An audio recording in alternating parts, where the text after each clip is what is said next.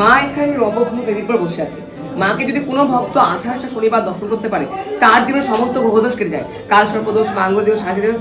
তার জন্য আমরা কি করি? বিভিন্ন তাবিজ, কবচ, পাথর করি। তার জন্য এসব কিছু লাগবে না। শুধুমাত্র মাকে যদি দর্শন করতে পারেন, সমস্ত গ্রহদোষ থেকে বেঁধে যাবে। 28টা শনিবার, তাই মায়ের কাছে আসুন। মা এখানে মাকে বলা হয় জীবন্ত ব্যথা। আমি প্রত্যেকে বলতে চাই, যেখানে যে ভিডিওটা বসে রয়েছে সেখান থেকে মাকে দেখো, মা সেখান থেকে সাহায্য করবে। যে তোমার বাড়ির মা, সেই হলো শ্যামসুন্দরী মা। মায়ের মন্দিরে আগে প্রত্যেকটা দুপুরবেলায় সন্ধ্যায় ভোগ প্রসাদ দেওয়া হচ্ছে। এখন থেকে মায়ের মন্দিরে সকাল 8টা থেকে রাত্রি 8টা বাজে সমস্ত যে কোনো সময় খিচুড়ি, কোনো সময় পোলাও, কোনো সময় পায়েস, সমস্ত কোনো প্রসাদ দেওয়ার ব্যবস্থা আছে। তোমরা প্রত্যেকটা সময় প্রসাদ পাবে। আর বলে রাখি, মায়ের কাছে কেউ খালি হাতে ঘুরে যায় না। ডাকার মানুষ ডাকলে সে সাড়া দেয়।